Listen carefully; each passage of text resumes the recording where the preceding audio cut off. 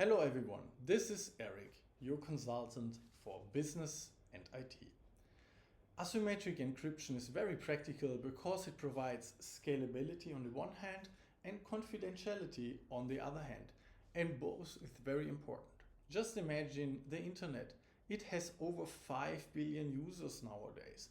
That's a big amount, right? And over 50% of all the population in the world use the internet. So that means there's a big demand for scalability.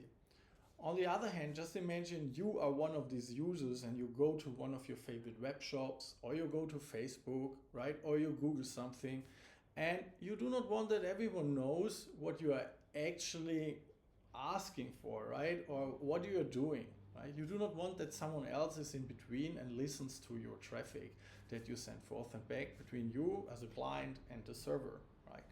And for that reason, there's also a demand for confidentiality, right? Because it is basically your personal data that's at risk, right? And the language of the internet is HTTP, right? Which stands for Hypertext Transfer Protocol, right? And HTTP can be secured with transport layer security, right? And then it's called HTTPS, whereas the S stands for secure. And that's the communication in the internet, and it's based on an asymmetric encryption, right? Which provides scalability and confidentiality, right?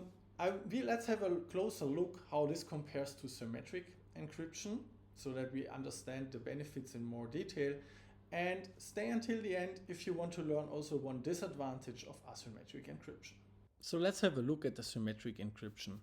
On the left-hand side, that is where you are. Yeah, you have a client, a web browser where you communicate with the server. The server is on the right-hand side and receives the message.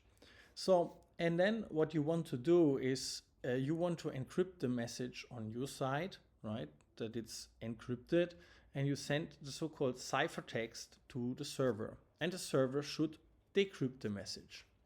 However, what you need to do here, or you have, is a key, an encryption key, a method how to encrypt the method and how to decrypt the method. In a symmetric encryption, the same key is used for the encryption process and the decryption process. So far so good, it's easy to understand. However, the question is, how do you communicate the key between the server and the client and vice versa, so that both parties have their key, right?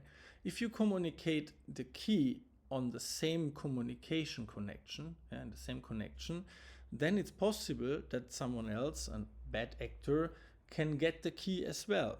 And if a bad actor has the key, or sniffs it or finds it, he can listen to your message anyway, although it's encrypted. Right, the attacker can decrypt the message also with the same key. So that means the initial communication of the key is a risky process. For that reason, often symmetric encryption uses out-of-band methods to distribute the key. For example, using another communication channel that is harder to tap, or where attackers cannot easily listen to that or anticipate that there's a second communication channel. The next thing is, let's imagine there are two parties that want to communicate with the server. In this case, you need to have another a key of pairs, right? Because each party wants to have a confidential communication. So that means you also need two symmetric encryption keys, right? So that each of these communication is encrypted separately. And you need two keys on server sides for the decryption process. So that means for every new party that wants to have a communication, you need another key. And that is another disadvantage of the symmetric encryption, that you need to manage many keys. If you like this video, then give it a thumbs up. So let's compare this with asymmetric encryption. In this time the process is a little bit different, because here you have two different keys for the encryption process and the decryption process. You have the public key, right? That is basically used by the sender to encrypt the message. And there's the private key, which is only known by the server and this key can decrypt the message. And the good thing is here that you have one public key, and that can be safely communicated to the clients that want to have the communication. And even if another party has the public key, it doesn't matter, because the public key is only there to encrypt the message, but the decryption key stays with the server, and as long as this key is hidden and protected from the outside world, the communication stays confidential. So now we come to the second advantage of asymmetric encryption, that is the key distribution. Now imagine again that we have another party that wants to have a secure connection. In this way, we can still distribute the same public key to everyone else that wants to communicate with the server, right?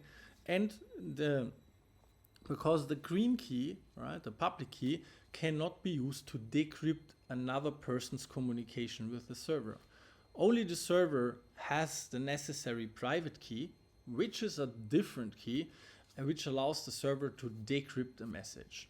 And that means you need less keys to manage in comparison to a symmetric encryption, and that makes it very suitable for the internet. If you want to learn more about business and IT, subscribe to my channel.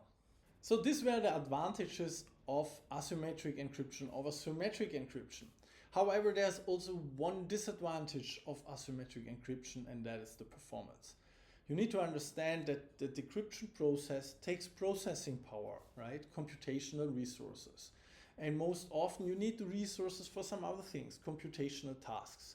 As a result, servers typically outsource the decryption process to a dedicated entity, for example, a load balancer or something equivalent, so that there the decryption is done as fast as possible, and then the rest of the computation is done on entities that have dedicated resources for other type of tasks, right? So that nennt sich SSL offloading or TLS offloading. So that means we save the computational resources by having one dedicated resource that does the decryption. Next to that, symmetric encryption is very applicable, for example, when you store something on a database or if you have a backup process.